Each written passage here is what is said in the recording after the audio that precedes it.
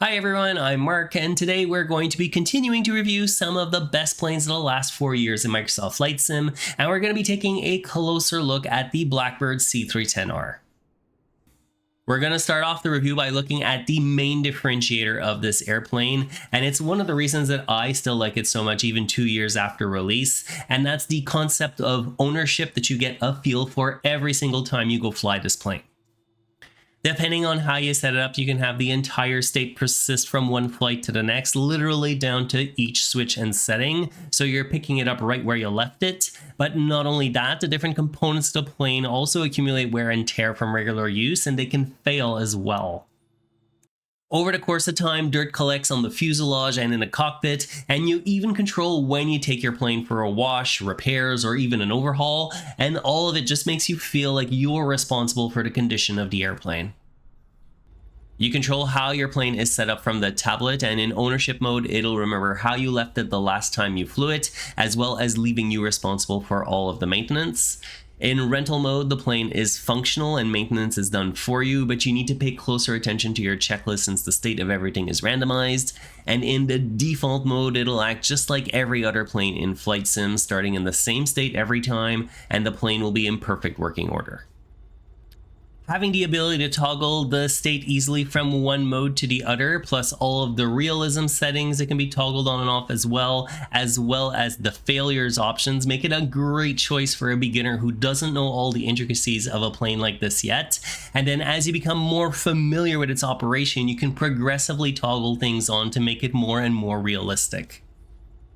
Pretty much the only feature that I think is missing here is an auto start feature that'll get the plane running for you from cold and dark regardless of the state, but the startup flow is easy enough that I don't think it's that big of a deal. With a cruise speed of anywhere between 150 to 170 knots, the 310 can cover a really nice distance in an hour or so of flight time, and since I usually only have about that amount of time to dedicate to a single flight sim session, it gives me the ability to explore a fair bit more than you can with a single engine piston. To get you to your destination, like a lot of other GA aircraft, you can pick from traditional radio navigation only, the built-in GNS 530, which works for most situations, or either of the GTN 750 providers if you want to go for a more modern look. The other thing you can do is swap out the attitude indicator and the HSI for the Asobo G5 models, which are a bit more modern, but they don't look quite right in this plane. And from what I could tell, the G5s haven't gotten an overhaul from the working title theme either, so they aren't quite up to par, and you're really better off sticking with the instruments that the plane comes with. The tablet also gives you access to configure everything about the plane, from the doors to the engine covers, and even the weight and balance details like deciding where you're going to load the baggage or the passengers for the flight. And then on the next page, you can also set your fuel quantities as well. There's also something called a passenger satisfaction index that changes depending on different environmental factors and how you fly the plane. And although I like the idea of it, in practice, I never really check on it after takeoff because you don't have much of a reason to bring the tablet up during a flight. And finally, like I mentioned earlier, each component of the plane has its own wear and tear indicator, right down to each component of both engines aging differently, so it's always a good idea to check on the status of everything before a flight and make any repairs that are needed, because the last thing you want to do is find out that there's a problem once you're in the air. Otherwise, the only things that I think could have made the tablet a bit more useful during the flight is to be able to access the different checklists. They're available in the PDF manual, but having them here would definitely help with immersion. And on top of that, it would also be nice to be able to get METARs from here as well, rather than having to rely on the weather menu or the ATIS report. Starting the plane feels very authentic, especially if you have a dedicated axis for each of the throttle, prop, and mixture controls like with the Honeycomb Bravo. And even though it's not necessary to have something like this to fly it, it definitely adds to the experience that you'll have with this plane. As you start taxiing around though, the main thing that catches your attention is the animation of the propellers, which for me at times can feel a little bit distracting both on the ground and in the air, since it has more of a cinematic feel to it, but this might be more of a personal preference. One thing that does stand out though for all of the right reasons is the quality of the sounds, and once you start rolling down the runway, they sound so lifelike, it just feels like you're right there in the plane. There are lots of little details to the sounds as well, like if you leave the storm window open, you'll hear the wind rushing past, ask me how I know, or even if you fly the plane into the yellow airspeed arc, it'll start to make creaking sounds, and it's little things like that that just make it feel very authentic. From what I've read, the 310 is apparently a very pitchy plane in real life, and that's definitely reflected here. You need to be very gentle with it on the controls. One suggestion that I saw online, if you find it too twitchy, is to leave the sensitivity as linear, but to increase the extremity dead zone to smooth it out just that little bit, and I found that definitely made a big difference. So if you're struggling a little bit too much with it, that could be a good option.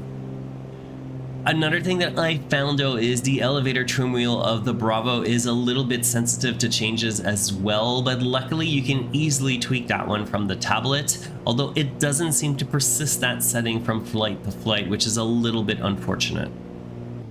Landing it can be a bit of a challenge until you've figured out that you have to keep some power on almost right up until touchdown to avoid smacking it into the tarmac. And just like with most flight sim planes, I find the crosswind landings are a bit hard to handle, at least for me. In terms of mission type, even though the 310 has a low wing, it's decent for VFR flying because there aren't too many obstructions around the windows like any big pillars, and it gives you a pretty good view all around, although you definitely have to look around the tip tanks and the wings at times. I also think this is one of the best GA planes to learn how to fly on instruments only as well. It has everything that you'll need, and if you combine that with the higher airspeed that it can achieve, it's going to help you feel like you're not just crawling along flying full ILS approaches like you would be in a single engine. As for the textures, both exterior and interior, they're really top-notch for a GA plane, especially if you consider that this was released over 2 years ago, and I get great frames with it whether I'm going into a small or a large payware airport with what I would say are average specs. My only minor issue on the interior is the heading bug in the HSI. It's a very dark orange, and against a dark background, it can be hard to see at a glance without having to lean in. However, this could just be due to the fact that the instrument they modeled it on was like this. In terms of comparables, since its release in mid-2022, there really have only been a few twin pistons that I'd consider to be of similar quality, and the one it gets compared to the most is the FlySimware 414, which has a higher cruise speed and similar systems depth. However, the ownership aspect and having to take care of the plane is what really pushes me more towards the 310. The Black Square Duke is probably the most recent competitor, which also has great sound, systems depth, and failures as well, but I feel like the 310 has a bit more character and soul to it with all of the little details that it comes with. So overall, if I was going to give a rating to the 310, it'd probably be an odd number like a 4.2, just because there are a few little things that could be improved here and there, but it's definitely near or at the top in its category. If you like this review and you want to see more of them like it, make sure to like the video and subscribe as well so you don't miss out on the next one.